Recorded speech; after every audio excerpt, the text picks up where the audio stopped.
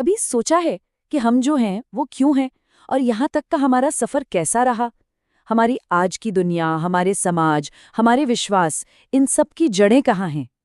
आज हम वक्त में पीछे जा रहे हैं, ठीक उस मोड़ पर जब इंसान ने पहली बार कल के बारे में सोचना शुरू किया। और बस उसी एक सोच ने सब कुछ हमेशा के लिए बदल दिया। चलिए सभ्यता की इस दिलचस्प कहानी में और गहरे उतरते हैं। जानते हैं, ये सब कुछ बस एक ख्याल से शुरू हुआ। हजारों साल तक इंसान सिर्फ आज में जीता था। आज का खाना मिल जाए, आज की रात सुरक्षित गुजर जाए, बस। लेकिन फिर कुछ बदला। इंसान ने आने वाले कल की कल्पना करनी शुरू कर दी। और ये कोई छोटा मोटा बदलाव नहीं था, ये एक मानसिक क्रांति थी। असल में यही सोच सभ्यता की सबसे पहली और सबसे मजबूत नींव बनी। तो भविष्य के बारे में ये पहला विचार आखिर था क्या? ये सिर्फ एक जगह पर टिककर घर बनाने से कहीं ज्यादा था। असल में ये दिमाग के अंदर एक बहुत बड़ी क्रांति थी, जिसने इंसान को एक शिकारी से एक योजनाकार बना दिया। जरा सोचिए, ये कितना बड़ा बदलाव रहा होगा। कल के खाने के लिए आज बीज बोना, आने वाली लंबी सर्दियों के लिए अनाज इकट्ठा करके रखना। ये सिर्फ काम करने का तरीका नहीं बदल रहा था, ये तो प्रकृति के साथ हमारे रिश्ते को और खुद हमारे वजूद को देखने का एक बिल्कुल नया नजरिया था। अब इंसान सिर्फ जी नहीं रहा था, वो अपने भविष्य को गढ़ रहा था। और देखिए, जब लोगों ने एक साथ बसना और आने वाले कल की योजना बनाना शुरू किया, तो इसका एक सीधा सा नतीजा निकला, समाज का जन्म। अब सवाल ये नहीं था कि मैं कैसे जिंदा रहूंगा, बल्कि सवाल ये था कि हम एक साथ मिलकर कैसे जिएंगे। ये सब धीरे धीरे हुआ।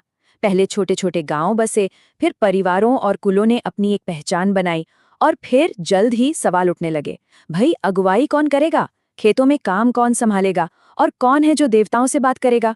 बस यहीं से समाज में अलग अलग भूमिकाएं और वर्ग बनने शुरू हुए, और इसी रास्ते ने हमें आज की इस जटिल दुनिया तक पहुंचाया। तो अब समाज सिर्फ लोगों की भीड़ नहीं था, बल्कि एक व्यवस्थित मशीन की तरह था, जिसमें हर पुर्जे की अपनी एक खास जगह और एक खास काम था। लेकिन इस मशीन को चलाने के लिए अभी कुछ और चीजों की जरूरत पड़ने वाली थी। इस पूरे सामाजिक ढांचे को एक साथ जोड़े रखने के लिए दो बहुत शक्तिशाली ताकतों का जन्म हुआ। एक था विश्वास और दूसरी थी व्यवस्था। यहीं से धर्म और सरकार की कहानी शुरू होती है, और यकीन मानिए, यहीं से चीजें सचमुच बहुत दिलचस्प हो जाती हैं। जरा कल्पना कीजिए कि आप एक शुरुआती इंसान हैं। आप आसमान में बादलों को गरजते देखते हैं, बिजली को कड़कते देखते हैं, सूरज को उगते और डूबते देखते हैं। आप इन चीजों को समझा नहीं सकते, तो आप इसे कहानी का रूप देते हैं। एक ऐसी कहानी जिसमें कोई अदृश्य शक्ति है, कोई देवता है। ये डर और हैरानी से मिला जुला विश्वास था, जो हमारी पहली धार्मिक आस्था बना। और यहीं पर धर्म की दो-धारी तलवार सामने आई। एक तरफ एक जैसे विश्वास ने लोगों को एक बड़े परिवार की तरह आपस में जोड़ा, लेकिन दूसरी तरफ हमारे विश्वास और उनके विश्वास के बीच एक दीवार भी खड़ी कर दी। ये एक ऐसी विरासत है जिसके साथ हम आज भी जी रहे हैं। जैसे जैसे गांव बड़े होकर शहरों में बदलने लगे, एक नई मुसीबत ने सिर उठाया, झगड़े और संघर्ष, जमीन को लेकर, पानी को लेकर और बाकी संसाधनों को लेकर। इस बढ़ती अराजकता को रोकने के लिए एक नए समाधान की जरूरत थी। और इसी जरूरत ने जन्म दिया शासन को। पहले नियम बने, फिर उन नियमों को लागू करने के लिए कुछ नेता सामने आए। धीरे धीरे यही नेता राजा बन गए, और उनके गांव बड़े होकर राज्यों में बदल गए। यह व्यवस्था और नियंत्रण की तरफ एक जरूरी कदम था। लेकिन जैसा कि कहते हैं, हर सिक्के का एक दूसरा पहलू होता है। जहां जहां सत्ता एक जगह इकट्ठी हुई, वहां वहां असमानता ने भी अपनी जड़ें जमा लीं। कुछ लोग शिखर पर पहुंच गए, तो बहुत से लोग पीछे छूट गए। ये सत्ता की वो कीमत थी जो सभ्यता ने चुकाई। लेकिन कहानी अभी खत्म नहीं हुई। समाज के विकास के साथ साथ दो और चीजें बहुत तेजी से बढ़ीं: आर्थिक प्रगति और संगठित संघर्ष। मतलब एक तरफ तरक्की तो दूसरी तरफ तकरार। ये सब शुरू हुआ व्यापार से। गांवों के बीच अनाज, कपड़े और औजारों जैसी चीजों का लेन देन होने लगा, और यही छोटी छोटी आर्थिक गतिविधियां आगे चलकर बड़े बड़े शहरों और महान सभ्यताओं का इंजन बन गईं। और इसी दौरान इंसान ने धरती का एक और बड़ा राज खोला, धातु। तांबे ने हमें पहले मजबूत औजार दिए, कांसे ने हमें और भी ताकतवर हथियार थमा दिए, और फिर आया लोहा। अरे लोहे ने तो खेती से लेकर युद्ध तक हर चीज में क्रांति ला दी। इसने इंसान को प्रकृति पर पहले से कहीं ज्यादा काबू दे दिया। और यहीं एक कड़वी सच्चाई भी सामने आती है।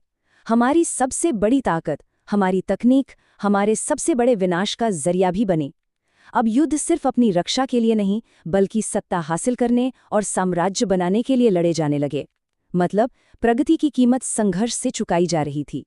तो हजारों सालों के इस लंबे सफर के बाद हम आज कहाँ खड़े हैं? ये पूरी कहानी हमें हमारे बारे में आखिर सिखाती क्या है? सभ्यता का असली सबक क्या है? एक सवाल है जो हमें खुद से पूछना चाहिए। क्या ये सब कुछ एक सीधी ऊपर की ओर जाने वाली तरक्की थी? क्या इंसान बस लगातार बेहतर और बेहतर ही होता गया? इसका जवाब है बिल्कुल नहीं। इतिहास का रास्ता कोई सीधी सड़क नहीं, बल्कि उतार चढ़ाव से भरा हुआ है। कई बार हर 2 कदम आगे बढ़ने के लिए 1 कदम पीछे भी हटना पड़ा। बाढ़, सूखा और भूकंप जैसी प्राकृतिक ताकतों ने बड़ी बड़ी सभ्यताओं को पल में धूल में मिला दिया। लेकिन हर तबाही और हर बर्बादी के बाद एक चीज हमेशा बची रही, इंसान का जज्बा, हमारा लचीलापन, यानी गिरकर फिर से उठ खड़े होने की हमारी काबिलियत। यही वो ताकत है जो हमें हर अंधेरे दौर से निकालकर वापस रोशनी में ले आई है। तो आखिर में ये कहानी किस बारे में है? ये सिर्फ जीत और तरक्की की कहानी नहीं है।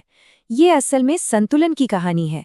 बनाने और बिगाड़ने के बीच का संतुलन, एकता और बंटवारे के बीच का संतुलन, और हाँ, शक्ति और न्याय के बीच का संतुलन। और यही सबक आज हमारे लिए सबसे ज्यादा मायने रखता है। ये प्राचीन कहानी एक चेतावनी की तरह है कि अगर हमने इस नाजुक संतुलन को खो दिया तो इतिहास खुद को दोहराने से बिल्कुल नहीं हिचकिचाएगा। और चुनाव हमारा है।